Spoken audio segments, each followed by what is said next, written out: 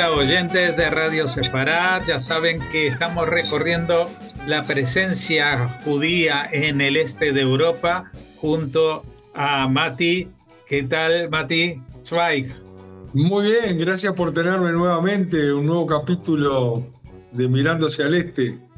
Bueno, hacia el este de Europa miramos porque de allí proviene la rama de los judíos ashkenazí que se fueron de allí, muchos de ellos, pero que también dejaron mucho atrás y de esos dos aspectos vamos a hablar. Cuéntanos, vamos a hablar de una zona que para los judíos se llama Besarabia, pero que aloja a varios países actuales, ¿no? Mirá, yo voy a hablar en realidad de la historia de los judíos de Moldavia, Ujú. porque hoy en día es un país independiente y tiene sus características. Y después te voy a explicar un poco de Besarabia, lo que era, porque ya no es un país, es más que nada un concepto histórico para los judíos. Porque la historia de los judíos en Moldavia, como ha pasado con otros países de Europa del Este, es una historia de un crecimiento demográfico muy grande durante el siglo XIX y a principios del siglo XX, pero todo esto también junto con persecución, con mucha violencia, como fue el famoso pogromo de Chisinau, o sea, de Kishinev, de 1903 y 1905. Después vino el Holocausto y después vino una emigración de mucha gente, primero hacia Israel a partir del 48 y también después tratando de escaparse del régimen comunista. La población, que era de docenas de miles de judíos, hoy en día no sé exactamente cuándo hay, porque las cifras van cambiando también con las guerras en Israel, hay gente que va pasando también para allá, pero básicamente estamos hablando entre 1.000 y 2.000 judíos. Nada Eso es más. todo. Y sí, y muchos israelíes que se han ido a hacer negocios, pero digamos que no son gente permanente. O sea, las comunidades judías tienen entre 1.000 y 2 judíos, eso es todo. Primero que nada, la población creció, como te decía, porque tiene que ver, también tiene que ver culturalmente, históricamente, con la historia de Rumania. Moldavia fue parte del Principado rumano, pero también después del Imperio ruso, pero hablaban rumano además. Y bueno, y fueron creciendo y creciendo hasta que entró el siglo XX. Luego, como te decía, vinieron esos terribles pogromos en los cuales se incitó a la población a hacer lo que ya conocemos tanto, de quemar negocios de judíos, matar judíos, quemar libros, etcétera. Y mucha gente en esa época también se fue hacia Estados Unidos y también hacia Latinoamérica. Así que muchos judíos de lo que llamaba Besarabia y que Moldavia era parte, se fueron también en esa época. Ahora, si hablamos de Besarabia, más que nada se reparte no con Rumania, sino entre Moldavia y una gran parte de Ucrania, que la parte de los distritos del norte y del sur también pertenecían a Besarabia. Y después además pertenecieron, como te decía, a distintos estados, al Imperio Ruso, el mismo Principado de Moldavia, hubo tal cosa. Eh, y luego el moderno estado de Moldavia al oeste del río Dniester. Y esto es muy importante porque hoy en día su frontera con Ucrania no es moldava, sino que es toda una zona alrededor de ese río que se llama Transnistria y que está poblada más que nada por gente étnicamente rusa, y está lleno de tanques rusos y Rusia la ve como parte de sí misma. Ellos le dan servicios como país, pero tienen una relación muy problemática. Y bueno, y es algo que todavía no se ha arreglado, ¿verdad?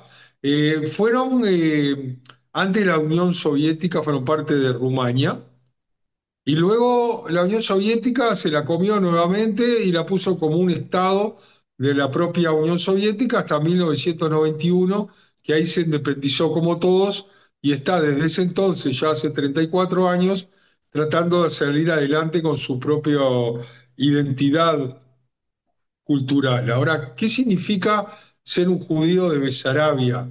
O sea, significa ser parte de esa comunidad espiritual y física que estuvo en esos países y de países que hoy en día son Moldavia y Ucrania más que nada, pero con lazos culturales, económicos, religiosos, eran muy, ¿cómo te puedo decir?, activos en ciertas esferas comerciales, se los conocía mucho por el comercio, por supuesto, por el destilado de licores y por ser dueños de lugares de vacaciones por ejemplo. Es muy interesante, ¿no? Luego tenés un gran, o sea, la gran parte son judíos ashkenazíes y una parte pequeña también tiene que ver con raíces túrquicas, porque dentro de Moldavia hay una zona que se llama Gagauzia, que ahí hay un grupo étnico kurdo, que vienen a ser más o menos el 25%, un poco menos de la población, y de ahí también habían judíos. Eso es muy interesante, que tenían que ver no eran sefaradíes, sino que eran judíos túrquicos, digamos así. Pero por supuesto eran parte de toda la historia de Europa del Este y bueno, y así llegamos hasta hoy en día en el cual hay muchísimo menos comunidades, aunque hay de todo en Kishinev, en Chisinau, eh, están todas las instituciones judías, son pro-israelíes, tienen relaciones muy buenas con Israel. Israel por cuestiones económicas no tenía antes embajada, ahora hace poco abrió embajada, pero siempre tuvo presencia diplomática. Y muchos hicieron alía, cantidades ingentes de los judíos de ahí hicieron alía, tienen relaciones muy importantes con Israel y porque siempre fueron muy sionistas. El sionismo prácticamente fuera de Herzl, que empezó, que era austríaco, luego vino a Besarabia. Y ahí todos los grandes, Poalé y Sion y los movimientos juveniles y todo, fueron una parte importante del crecimiento del sionismo y, y- y de la llegada a Israel y de gente muy activa, incluyendo, ya te voy a decir, pero tenés, por ejemplo, el primer intendente de Tel Aviv y por muchísimos años, que fue Meir Dizengoff, también era de ahí. Tenés también hoy en día políticos muy importantes como a Víctor Lieberman y Beth Lieberman, que es nacido en Kishinev, en Chisinau. Y tenés a gente, por ejemplo, como Guido Saar, que es de padre argentino, pero sus abuelos también eran de Moldavia, del lado del padre. Así que hay mucha, mucha relación. Ahora, lo interesante es que a pesar de haber sido Moldavia parte de la Unión Soviética, siempre tuvo mucho respeto por los judíos y los judíos, a pesar de ser en su mayoría soviéticos, tenían muy en claro que eran judíos. Entonces te voy a hablar de un par de anécdotas de mi propia esposa, que es de Kishinev, o sea, de Moldavia, y de su familia, de sus amigos, de sus primos, por ejemplo, estudió en el conservatorio en una clase de 24 alumnos, de los cuales 23 eran judíos. Y la única que no era judía también tenía apellido judío. Luego me contaba su padre que cuando iban por el parque, siempre cuando se caminaba por el parque había judíos con gorro, con sombreros, sombreros de ala, ¿verdad? Y entre ellos, cuando pasabas por el parque, escuchabas que hablaban en yiddish muchos de ellos. Y el sombrero era porque estaba prohibida la kipá, pero por lo menos se cubrían la cabeza. Había matzá, se podía encontrar matzá en Pesaj. Y un montón de cosas que las autoridades, yo supongo que sabían, pero que las dejaban pasar como tradiciones o como cosas que no amenazaban al comunismo, a lo que tuvieron durante tantos años. Eh, la verdad que vos tenés también gente importante, aparte que te dije de Meir Dizengoff, a Shmuel Kogan, que fue el que hizo la Tikva. O sea, el himno nacional de Israel, él nació en Besarabia, hizo la tikva La música de basándose, la música de sí, la sí, tikva. Sí, sí. basándose en música rural de Moldavia. O sea que también en todos esos pequeños detalles vemos cuán grande es la influencia de Israel, digamos. Una pregunta, Eh, Ujú. porque creo que cuando yo como músico me interesé por este Shmuel Kogan, creo que él hablaba de Bucovina. Eso es una zona también, Claro. ¿no? Pero más, claro, más al norte, ¿ok? Que está más para Ucrania, Pero ¿ok? también Hay forma mucha... parte de ese Sí, universo, sí, sí, ¿no? sí, de lo que se llama Besarabia. No, ni qué hablar, ni qué hablar. Ahora,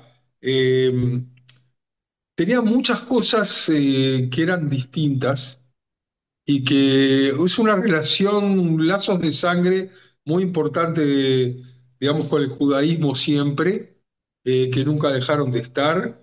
Y bueno, es un hecho de que han llegado por docenas de miles a Israel y antes del 91 y también después del 91. Y por eso se ha vaciado el país y tenías también otras comunidades, por ejemplo, la ciudad de Soroca, y tenías también gente que en Israel tenés una calle en Soroca también, que fue un importante activista sionista. Y es todo un modelo de vida, una forma de ser muy de Europa del Este, también de la parte culinaria, ¿no? Porque en realidad la cocina besarabia, de Besaraber, no es solo judía, es también, está mezclada de moldovano con rumano, con búlgaro, con ucraniano, judío por supuesto, griegos, turcos, hasta cocina de Albania. Todo eso fue parte de lo que venía a ser lo distinto que había en Besarabia. Entonces tenés cosas como la kawarma, la kavurma, no confundir con el shawarma, a pesar de que tiene, es carne al fuego, más que nada de corderos, tenía muchos.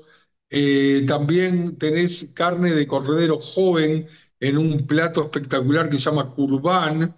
Tenés lo que se llama la kashishka, que viene a ser, en realidad la traducción quiere decir algo que fue cocinado en fuego, pero se agarraba más que nada el pollo y se cocinaba en agua hirviendo y luego se le ponía salsa de ajo y también lo que llaman las smetanas, no muy kasher, digamos, pero también eso era tradicional, la Crema. crema, ¿no? Claro. Tenés también el borscht de pescado, que ese es una cosa distintiva de los judíos besárabe, no de todas las zonas, pero de ciertas zonas también, como Vilcov y otros lugares.